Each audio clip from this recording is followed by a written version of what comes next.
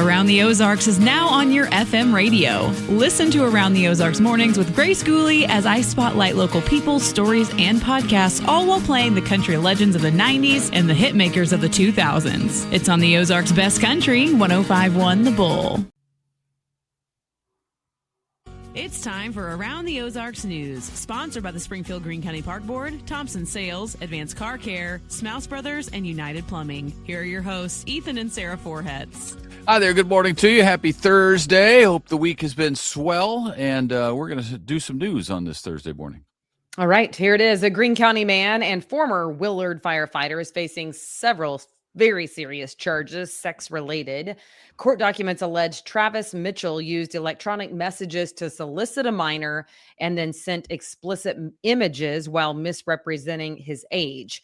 Officials say the alleged incidents happened while he was still employed with the Willard Fire Department, which they terminated him after his initial arrest. A judge set the bond at $25,000 with some strict conditions, including GPS monitoring and no internet use. He will be back in court on April 8th. Federal safety investigators have fined a contractor following a deadly water main break in Branson last year. OSHA says Emery Sapp and Sons failed to properly train workers on hazards before a flooded excavation incident that killed an employee. That penalty was reduced to just over $8,000 after initial higher fine. The company says it cooperated fully and continues to prioritize worker safety. The incident happened during construction work in downtown Branson in August of last year. Yeah, I remember when that happened. It was awful. Too. Yeah, yes. Terrible. The Springfield City Council has approved rezoning for a new commercial development on the city's fast-growing southwest side. All of that development that we've been hearing about for decades is coming around now.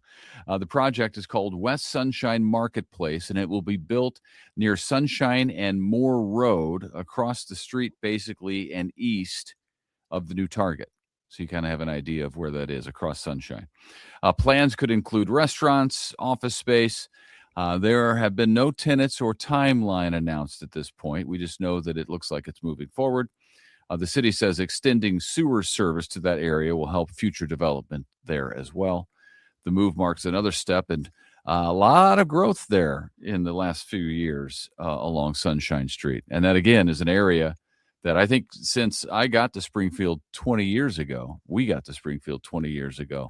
that's been an area talked about as needing stuff, getting a new Target, and finally the Target's there and open. And here we are. It reminds me of the HERS building when I first got here, when we got here the same year. We talked about the HERS building in some form or fashion every newscast. Because somebody had it and was going to development, and that fell through. And then but eventually it happened. And then somebody else, yeah. Yeah, eventually it happened, and it's a nice place. Then there's this. Springfield Public Schools investing more than $1 million into new athletic facilities near Reed Middle School. The project includes a renovated football practice field and a new all-purpose track at Lafayette Park. The district says the upgrades will give students better access to outdoor activities, and it will be a benefit to the community at large as well. The project came in over budget, but officials say funding is still in good shape when it comes to that. Construction is expected to be finished before next school year. All right, a couple notable court cases for you. The Missouri Supreme Court has issued several major rulings impacting state election laws. Justices upheld a new congressional map and left Missouri's photo ID requirement in place for voters. At the same time, the court struck down restrictions on voter registration and absentee ballot outreach efforts. The decisions could shape the 26th election as legal and political battles continue. A possible ballot measure could still give voters the final say on redistricting. So that's the next thing. Okay, to this now, a pair of major court rulings are putting some new pressure on social media giant Meta over child safety concerns. In New Mexico, a jury ordered the company to pay $375 million, which sounds like a lot. I don't know if that's a lot for Meta. I'm going to go with probably not. honestly. Probably not. Yeah. But I don't know. They found that the company failed to protect kids from predators and misled users about platform safety. Meanwhile, in LA, a separate jury found Meta and YouTube negligent in a social media addiction case, awarding $3 million to a young woman. That jury said the platforms contributed to mental health issues and did not adequately warn users about the risk. Meta disputes both verdicts and plans to appeal as more cases against social media companies are moving forward and toward trial. Yeah, That you one's get hard for me. you get the sense that this is just the beginning of the lawsuits. You do, but also, is it really Facebook's fault or YouTube's fault if we're addicted? It's personal choice on. I mean, I get that they try to make it addictive, but what's the difference between that and a sugary drink? You know what I mean? Like, we have a tendency toward addiction as a human race.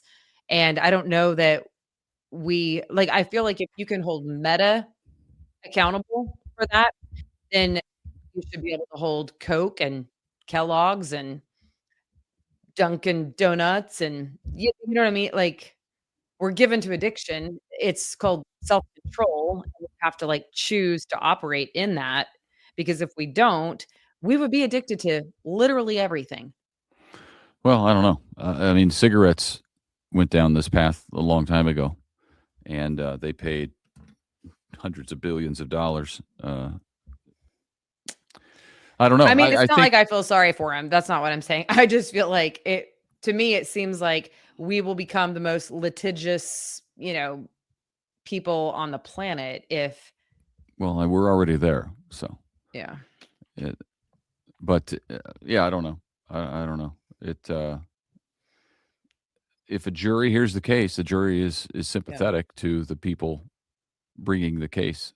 I do have a lot of faith in juries. In most cases. It's true.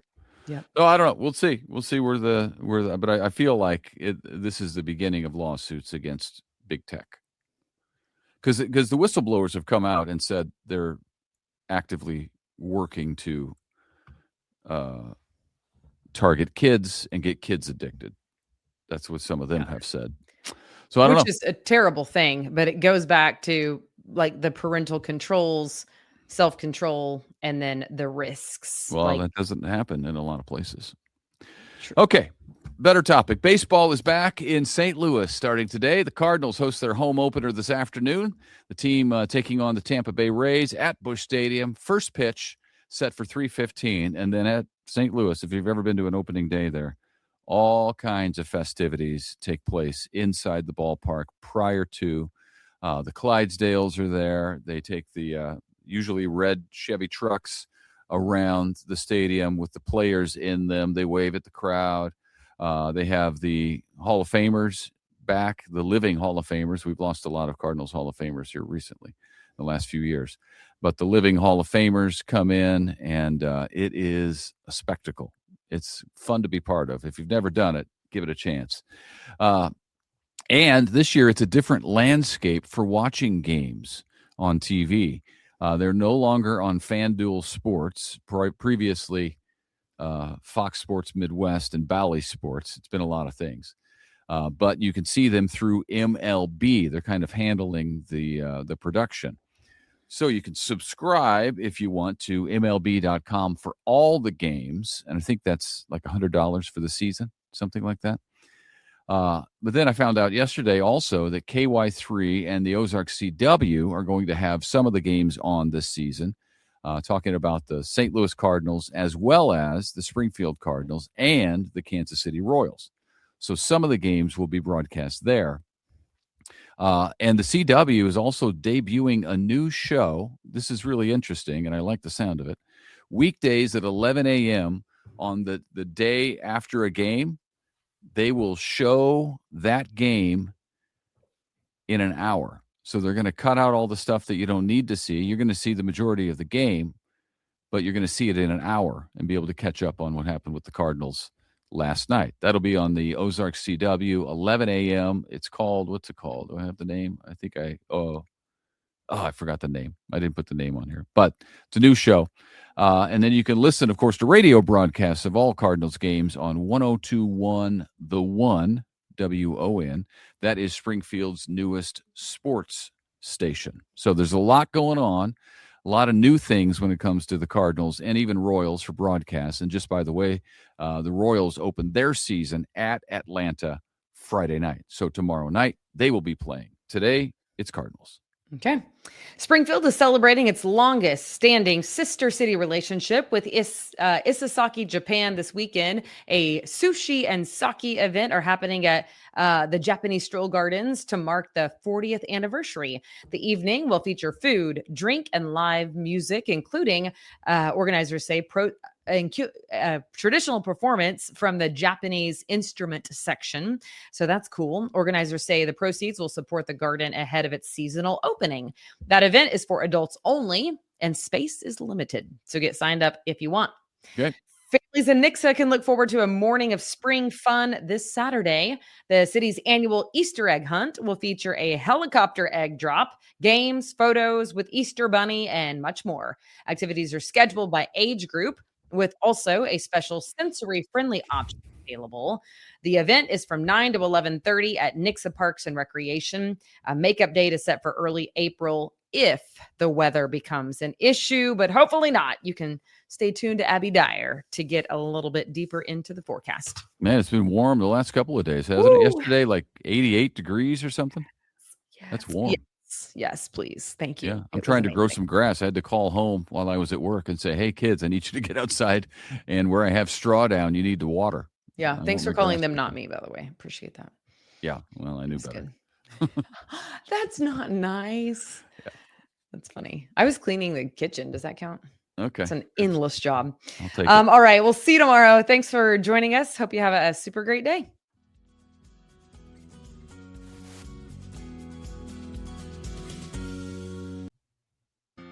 It's time for Around the Ozarks Wake Up Weather, brought to you by Command Family Medicine, Heating and Air Paramedics, The Trailer Ranch, Hewitt Messenger, and Taylor Grubaugh Chevrolet. Here's your host, meteorologist Abby Dyer.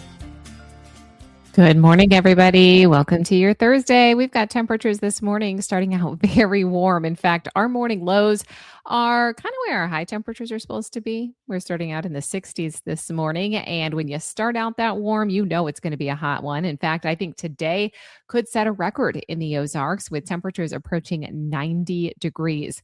We'll dive right in because today is the warmest in the forecast. And indeed, I think it could be record setting for us here in the Ozarks. There's a frontal boundary knocking on the door and it comes through late this evening into the overnight hours tonight. It's going to bring cooler weather with it for tomorrow. It's also going to bring a chance for some showers and thunderstorms. But most of the day today is going to be dry, windy, sunny, and hot, with high temperature near 90 degrees. Potential for records to fall today across the Ozarks. In fact, the record here in Springfield's only 82. So I think the fact that we at least tie or more likely break the record is going to be a really good possibility. 2026 is going to go in the record books again this year. We've got temperatures that are just soaring for this time in March. Highs will be nearly 20 to 30 degrees above average for this time of year. These temperatures, even yesterday, was incredibly warm. Great day to get outdoors. But what we do have to talk about is the fire danger that comes with these types of weather conditions. We've got elevated to locally significant fire danger with hot and dry conditions across the Ozarks over the next couple of days.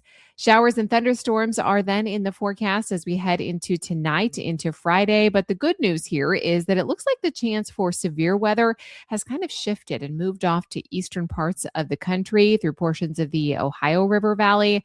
While we may get some thunder and lightning, a couple of strong storms capable of producing some gusty winds or some hail, I really think most of the severe weather threat sits to our north and east. In terms of how much rain to expect, well, it's not going to be a ton. It'll be low amounts of rainfall, but beneficial nonetheless. There is a really good shot that many parts in the Ozarks do see some rainfall. This begins this evening, lasting through tomorrow morning. While widespread rainfall amounts are going to be probably less than 1/4 of an inch, any rain is beneficial, so we will take it. And it's not out of the question that we see an isolated strong storm or two. And if you get right underneath one of those thunderstorms, then you could have more significant rainfall output. We do have warm temperatures that are going to continue clear into the next month, signals favoring additional rainfall too as we begin the new month. We will see high temperatures back up into the normal range, likely in the 60s for highs in the coming week. But there is going to be a chance for greater than normal precip with about an inch of rainfall expected over the next week. So we'll look forward to that. We also are seeing record-setting heat, not just for us here in the Ozarks, but much of the Midwest is experiencing this heat wave today, of course, expanding from what started out on the West Coast. We also have wintry precip that's expected across the northern tier. That's a continuation of what was active out there yesterday. And we've got severe thunderstorms for the mid-Mississippi and Ohio valleys. That's going to happen later tonight and even into the early morning hours of Friday before those storms get on out of here. All right, it's time for that Around the Ozarks Wake Up Weather Brain Twister trivia question for the day. And the question is this: what is the hardest natural substance on Earth? And the options here are A, quartz, B, graphite, C, a diamond, or D, iron. The hardest natural substance on Earth is C, a diamond. That's why they're so expensive. Congrats if C was your guess. Here's the next trivia question that I'll leave you with for tomorrow. Which Olympic sport is the only one where the winner moves backward? Do you think that is A, rowing, B, backstroke swimming, C, tug of war, or D, equestrian dressage? Which Olympic sport is the only one where the winner moves backward? You can let me know your guess. That's at the website. It's aroundtheozarks.com. Thanks so much for checking out the podcast early this morning. I sure appreciate you listening. And thanks to our sponsors too: Command Family Medicine, Heating and Air Paramedics, The Trailer Ranch, Hewitt Messenger, and Taylor Grubaugh Chevrolet. Have a great one, everybody. We'll chat again first thing tomorrow.